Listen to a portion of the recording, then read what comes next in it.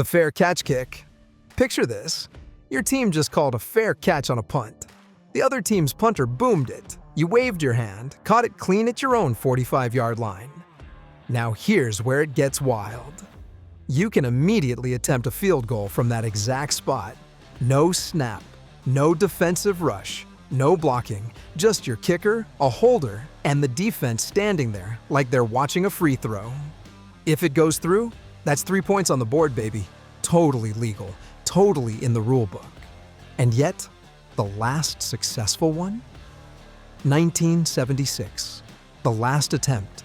2019. Panthers versus Bucks. They missed. But the option was there.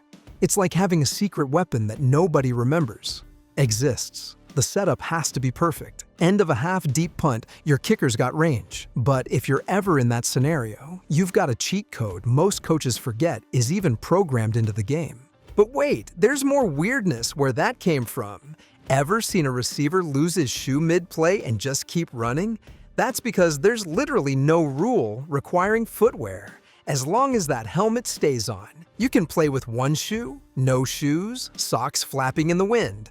Doesn't matter. The NFL only mandates cleats for traction, but if one flies off during the play, you're free to hobble your way to the end zone. Meanwhile, if your helmet pops off, dead stop. You're done. Safety first, apparently. But your shoe? The league's basically like, walk it off. It's the kind of rule that makes you wonder what else is just, optional. Now let's talk about a rule. So old school, it feels like it belongs in a leather helmet era. The drop kick. Yes, it's still legal. Yes, it still counts as a field goal. And no, nobody does it. Because it's absolutely ridiculous. Instead of snapping the ball to a holder, the kicker drops the ball, lets it bounce off the turf, and then kicks it mid-bounce like some kind of rugby fever dream. The football's not even round. The bounce is chaos. The timing's impossible. But the last guy to pull it off? Doug Flutie, 2006, at age 43 in his final game, just because he could. Before that, the 1940s. So technically, if your holder gets hurt and you don't have a backup, you could drop kick your extra point. Good luck making it look cool, though. Here's a fun one that'll make you rethink every field goal attempt you've ever seen.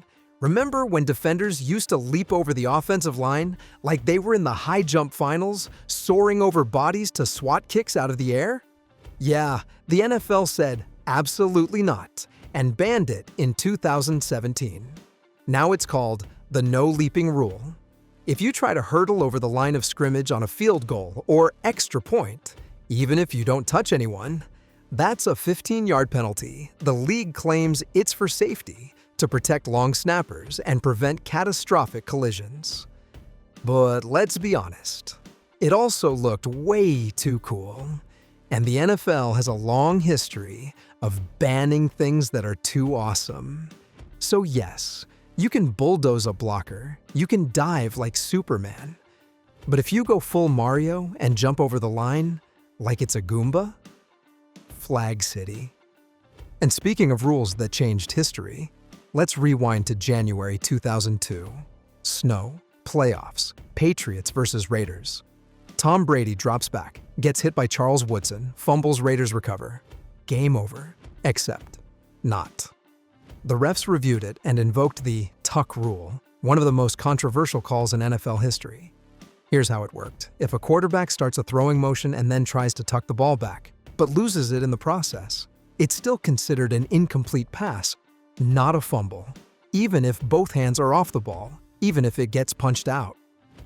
As long as he was tucking, it counted as a forward pass. Patriots kept the ball, tied the game, won in overtime, and went on to win the Super Bowl. The dynasty begins. The rule stuck around for another 11 years before finally getting repealed in 2013. But by then, the damage, or the miracle, depending on your jersey, was done. Now here's a rule most fans don't even know exists until they see it happen live. The fair catch on kickoffs. That's right, you can fair catch a kickoff anywhere on the field, and the ball automatically gets placed at the 25-yard line. No contact, no return. Just wave your hand at the 5-yard line and boom, your offense starts at the 25. It was designed to reduce head injuries and violent collisions on kickoffs, but fans and special teams coaches hate it. It feels like a glitch. A returner catches the ball at the 10, takes zero contact, and the ref just moves it forward 15 yards for free. It's not a bug, it's a feature. And yes, people boo it every single time.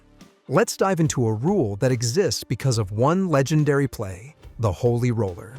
1978, Raiders versus Chargers. 10 seconds left.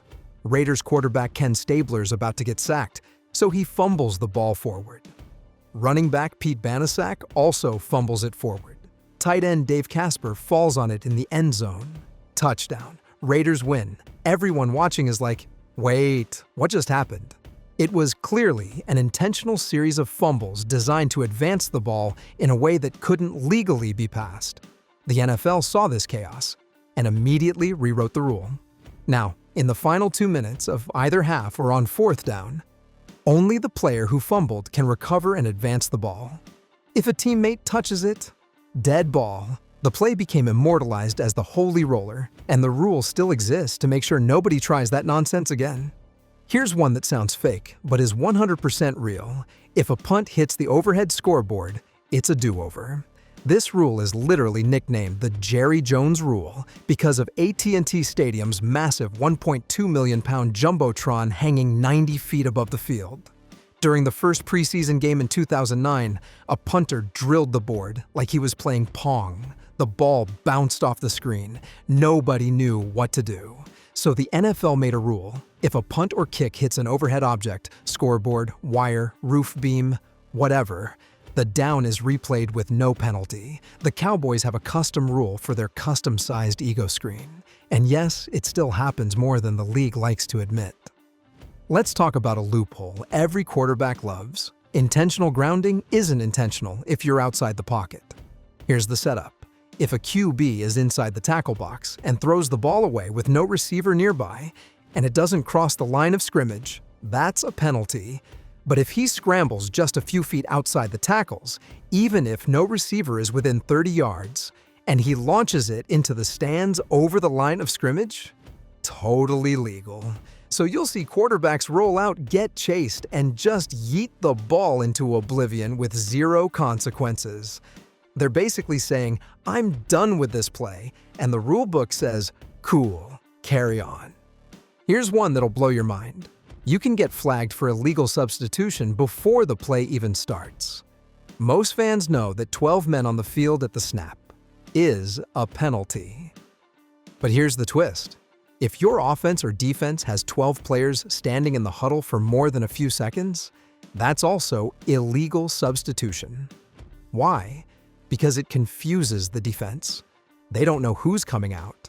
It's a rule that almost never gets called, until it does. Usually at the worst possible moment, like 3rd and 4 in the red zone. Suddenly, you're penalized for having too many guys in a circle talking. And here's the nuclear option. The Palpably Unfair Act rule. This isn't your standard penalty. This is football martial law. If a player, coach, or even a fan does something so outrageous that no existing rule covers it, the referee can invoke a palpably unfair act and award whatever outcome they deem fair, including awarding a touchdown, removing a down, or placing the ball wherever they want. Examples: a coach running onto the field to tackle a player heading for a score, a player coming off the sideline to stop a pick six. It's extremely rare, but it exists for when someone breaks the spirit of the game so badly that the league has to improvise justice on the fly. Thanks for watching, folks. If you enjoyed the video, click the video up on the screen for more.